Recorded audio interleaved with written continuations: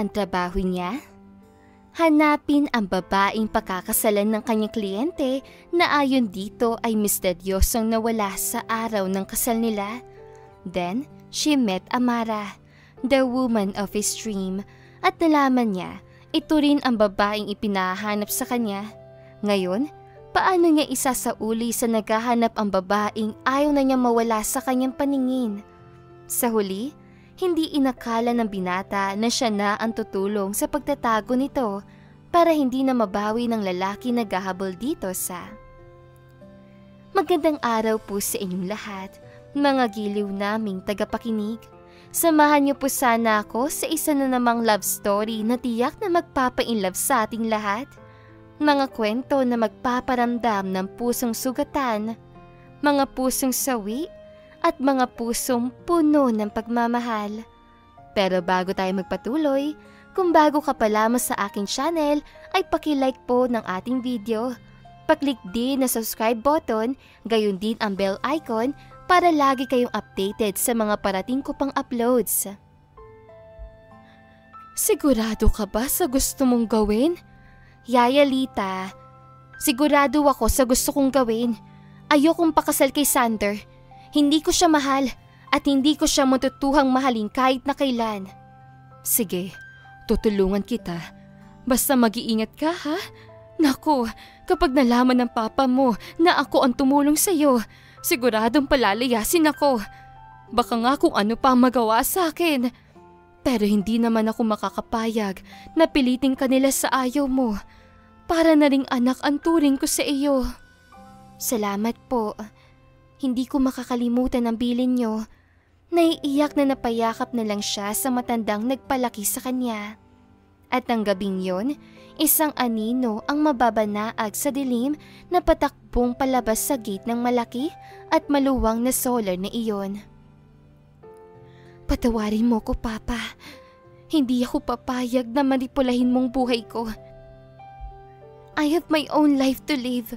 At walang sino mang mag-uutos sa akin o pipili ng lalaking pakakasalan ko. Lalong hindi ako pwede maging pambayad utang sa kahit na sino. Pagkuway lakad takbong tinalunton na niya ang makitid at madilim na kalsadang patungo sa daang baryo kung saan magbabakasakali pa siyang makakita ng masasakyan patungo sa kabayanan kahit na 2:00 na ng madaling araw. At kung sakaling wala siyang makitang bumabiyahe, wala siyang magagawa kundi ang maglakad palabas ng baryo. Ang mahalaga, makatakas siya sa kanila at makalayo sa lugar na iyon. So from there ay hindi ka na munang uuwi dito sa lungsod at sasakay ka na lang ng luxury ship para mag-travel? Nininigurong tanong ni Gia mula sa kabilang linya.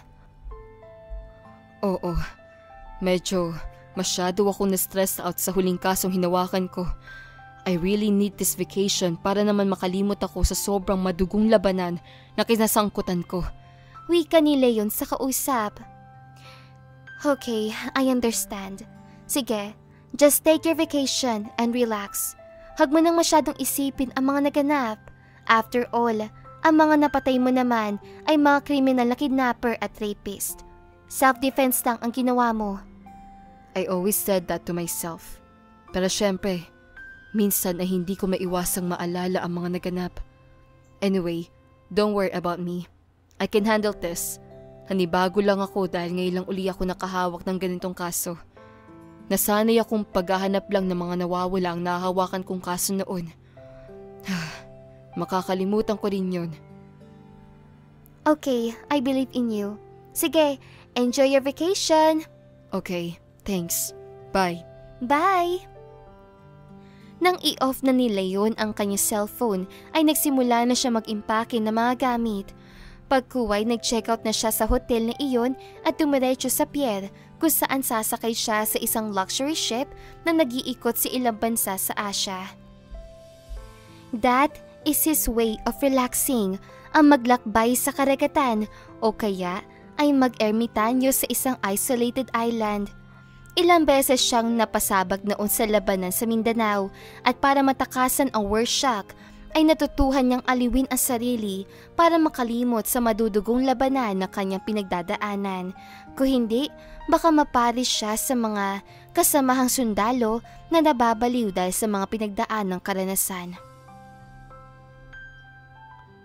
Oh God! Nagsisimula ng mandarambat ko!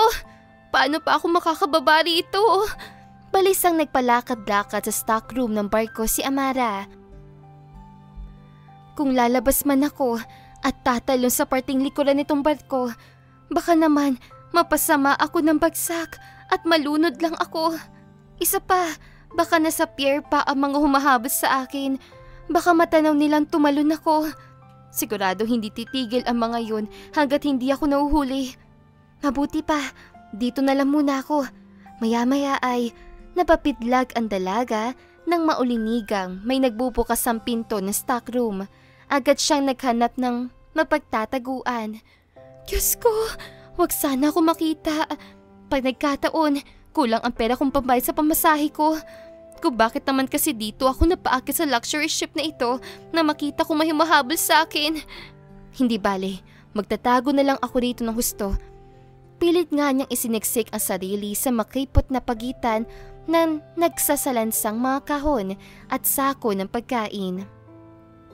Ilang sandali pa, naulinigan niyang may pumasok. Nang sumilip siya ay nakita niya ang isang malaking lalaki na nagbubuhat ng isang sako ng bigas. Naku, kapag nahuli ako ng taong yun, tiyak na hindi ako makakapalag. Walang magagawa ang lakas ko sa lakas niya, kaya kailangan magtago ako mabuti. Hanggang makalabas na ng stockroom ang lalaki, ay pigil pa rin niya ang kanyang paghinga. Ay salamat, kailangan ko munang manatili rito. Antok na ako. Buti pa ay matulog na lang muna ako. Nang isang dinig ni Amara ang likod sa malalaking kahon, halos hindi na niya namalayan na tuluyan na nga siyang nakatulog dahil sa pagod at puyat. Kung gaano katagal siyang nakatulog, hindi alam ng dalaga. Nagising siyang kumakalam ang kanyang sikmura dahil sa gutom. Kailangan ko makalabas dito. Kailangan ko makahanap ng pagkain. Pasilip-silip na sumungaw ang ulo niya sa pinto ng stockroom. Walang tao sa makitid na pasilyong patungo sa deck ng barko. Agad siyang humakbang palabas. Kaswal na humalo sa mga taong nagpapahangi sa deck pagkunwari luminga sa paligid. Na makita niya ang sign na patungo sa restroom ay agad siyang nagtungo roon para maghilamos. Baka may makakita sa kanyang crew ng barko at mahalatang galing siya sa maruming stockroom. Buti na lang at maganda pa rin ang suot niyang damit, hindi pa halatang marumi dahil madilim ang kulay. Saan kaya ang restaurant dito? Kailangan ko nang makakain. Ang hapdi na ng sikmura ko. Sa wakas, natagpuan ni Amara ang hinahanap. Kompleto ang naturang luxury ship. May 3 restaurant, may ilang boutique, may amusement center, may videoke pa. Pero mukhang mamahalin ang pagkain sa restaurant na ito. Mga foreigner ang kumakain. Baka kulangin na baon kong pera. Pero hindi naman niya pwedeng ignorahin ang nadaramang gutom. Lakas loob na pumasok sa isang restaurant ang dalaga. Good day, ma'am. Table for 1? Magalang naman siyang sinalubong na isang unipormadong waiter. Yes. Lalo siyang kinabahan. Nagkamali yata siya ng pasok. Masyado yatang sosyal ang napili niya. Naku po, magkano kayong pagkain dito? Dapat talaga ay nai-withdraw ko na ang pera ko sa ATM bago pa naipa-freeze ni Papang account ko. This way, ma'am. Turo nito sa isang pang-2 mesa sa bandang dulo. Okay, kaswal lang siyang sumunod dito. Here's your menu, ma'am. Okay, I'll call you later, ha? Yes, ma'am. Saglit nga itong lumayo sa kanya.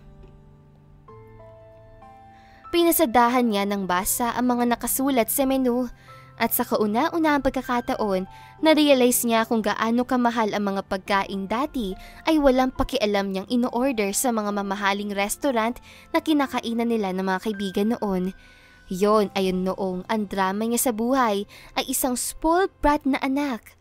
Ngayon, kahit na may pera ako, parang hindi yata tamang bilhin ko ang ganitong kamahal na pagkain at inumin. Ang daming mahihirap na nagugutom. Biruin mo, isang basong mango juice ay 300 pesos na. At itong carbonara na may kasamang garlic bread, my God! 750 pesos ang isang order. Parang ginto. Pero ang mas problema pa, 300 lang ang laman ng bulsa ko. At ito ang pinakamuras sa narito sa menu. Ano gagawin ko? Litong napalingap siya sa paligid. Ma'am, may I have your order?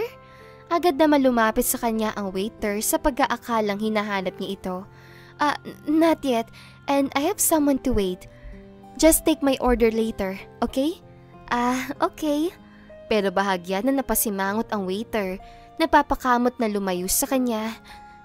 Gosh, ano na bang gagawin ko? Muli siya napalingap sa paligid. At noong nagtama ang mga mata nila ng lalaking iyon na sa malas ay kanina pa nakatingin sa kanya. Oh, biglang bumilis ang tibok ng kanyang puso. Hindi dahil natakot siya sa pagkahuli rito ng kanina pa yata nakatitig sa kanya, kundi dahil nakakababa naman talagang nakipagtitigan sa ganitong gwapong lalaki. The guy is devilishly and ruggedly handsome in a dirty macho look. Isang Adonis sa makabagong panahon. Ang mahaba at kulot-kulot itong buhok ay malayong sinasalipadpad ng hangin dahil nasa mesa ito nakatabi ng deck ng barko. Pagkuway ngumiti ito sa kanya, yung klase ng ngiti na tila namimilyo. Pabigla niya nabawi ang tingin dito. Ang presko naman ang dating niya. Sinikap niyang wag nang tumingin sa gawin nito. Ang ganda naman niya. Pero parang balisa. Parang batang naliligaw.